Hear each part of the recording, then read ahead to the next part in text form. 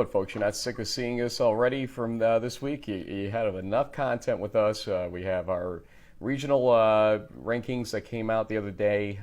We had a couple surprises there. We had our on-the-road feature. We had our, host chat segment as we do every week. So we're now lightning predictions. Yeah. We need to do this fast and let these people get back to their lives, James, because, I mean, right. there's more we need to get back to ours, too. Yeah.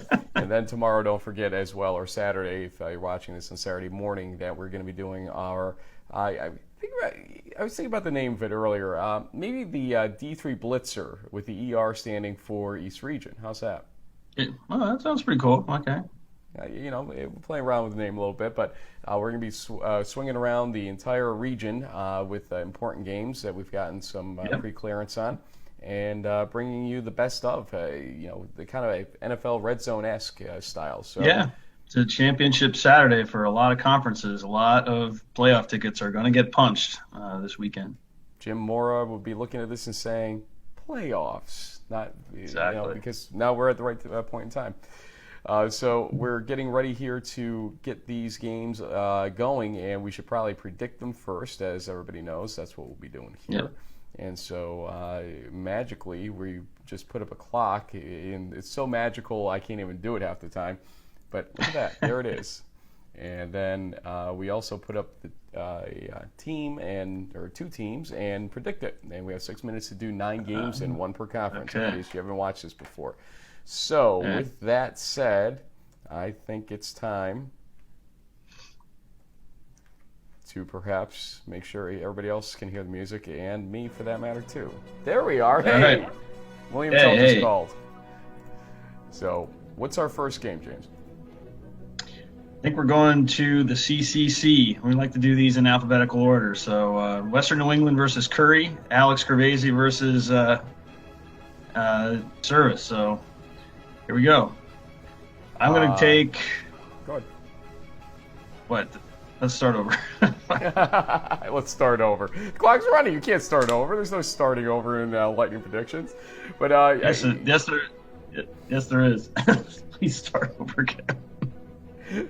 Service is going to win this game, I think, against Corvasi. How's that sound for you? Sounds good. Score, I guess I should give 21-17 in favor of West New England. I think the defenses actually will show up for this game. Your turn. Okay, yeah. I'll also take the Golden Bears in a 35-27 win. Okay, next game. Why don't we jump to the ECFC? This is going to probably be an easy one to predict. I think Husson's going to run away with this one literally and figuratively. John Smith's probably going to have close to 300 yards rushing. I'll take the Eagles 62-14. Wow. You don't think they reach 70 like you did last week? Golden Eagles here do win. It'll be a little tighter than that. 42-20 in favor of Husson. Go ahead. Going to the Empire 8. Alfred versus Brockport. And basically an E8 title type of game. So I think, once again, Brockport will probably be favored. Their defense has been playing lights out. Alfred is the defending champs, though.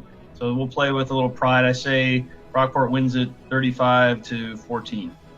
Yeah, Brockport's got this one, I think, but it will be a good game, I think, as well. 27-24 in favor of Brockport, although that Brockport defense has been playing lights out, blanking their last two opponents as we've highlighted. Go ahead.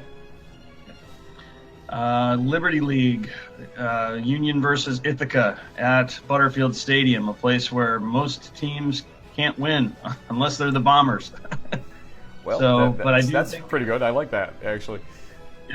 Yeah, I do think, though, maybe that this might be Union's year, and Ithaca's been a little inconsistent, and the Dutchmen have been. So I think I'll take Union in this one, 21-17. I'm going to pick Ithaca, believe it or not. I just like Ithaca at home. Playing at Butterfield, it's definitely an experience, and I think it's their game to win, and they stay alive in the Liberty League Championship. If RPI loses, they win the Liberty League Championship. That's how it goes tomorrow. But I don't think RPI Rochester is going to be all that. So we'll just say that Ithaca will be waiting for the winner of the Dutchman Shoes game the following week. They'll win 30-20. 30-20. I like that, actually. Go ahead. Okay. All right, let's look at the MAC. King's College versus Widener. Can the Pride stay alive for a Week 11 matchup with Del Val? Kings can put up a lot of points. They've scored in many ways this season. It's going to be a close one, but I think Widener is going to pull it out 31-27.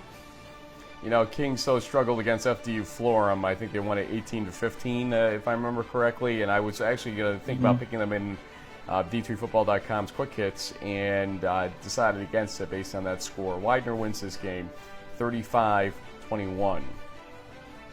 All right. In the MASCAC, we got WestConn against Framingham State. I think I'm going to go with fit there. Look at that. We just barely got it to fit, and we had to abbreviate Western in that matter.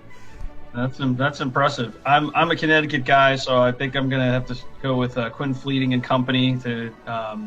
I just think they have a little more offensive diversity and weapons in Framingham, so I'll pick them in the shootout, 49-45. Framingham State's got this game. Karan Wright and company bounce back here and create a little bit of chaos because if that happens and Plymouth State wins and Plymouth State goes to the playoffs, we know that because they are done after this week. That's how it goes. Framingham State wins. There's going to be a lot of points in this game. 44-41. Wow. All right. Speaking of Connecticut teams, how about Trinity going up to Amherst for the NESCAC possible championship? If Trinity wins, they've got it. No one's going to catch them. I think is that how it's Amherst. I wanted to see if you catch it. This is a joke from the other day when I mispronounced it. There you go. Yes. There you go. Still.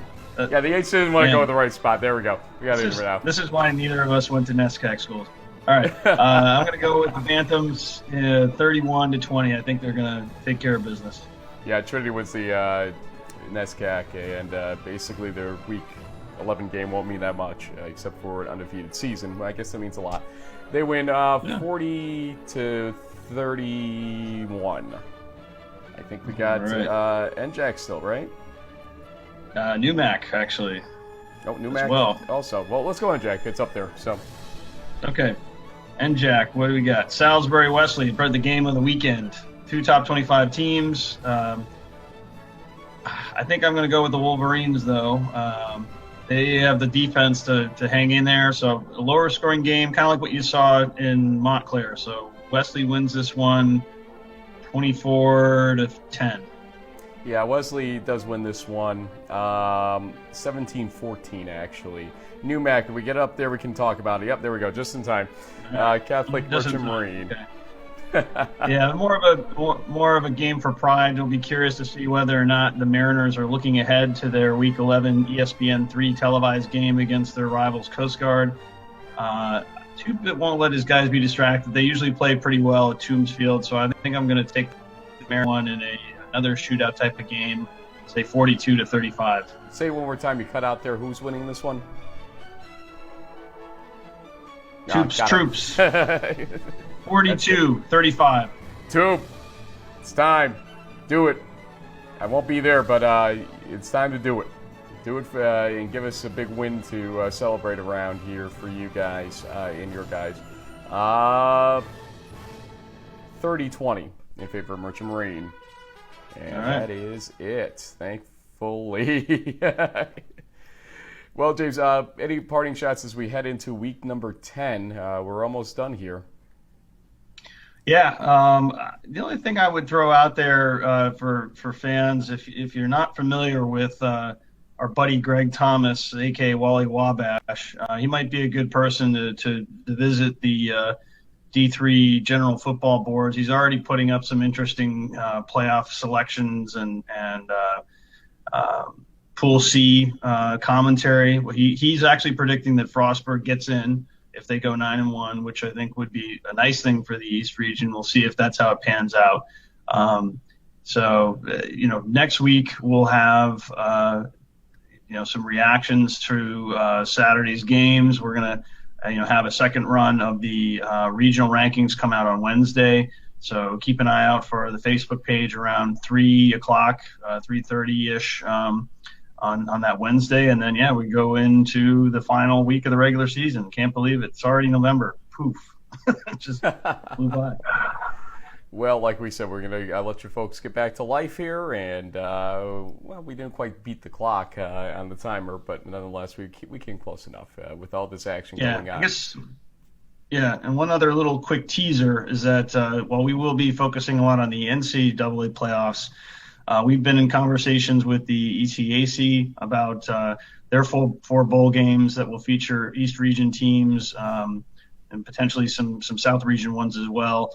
The New England Bowl is coming up. There's going to definitely be lots of different selections. So there's probably like close to 8 or so non-NCAA bowl games that we'll be covering in the next couple weeks. So stay tuned for that as well. Well, with all that said, let's get out of here because we got a lot to cover coming up. We need to get our rest. So, folks, have a great weekend. Right. We will see you throughout it here on In the Huddle. Thanks for joining us.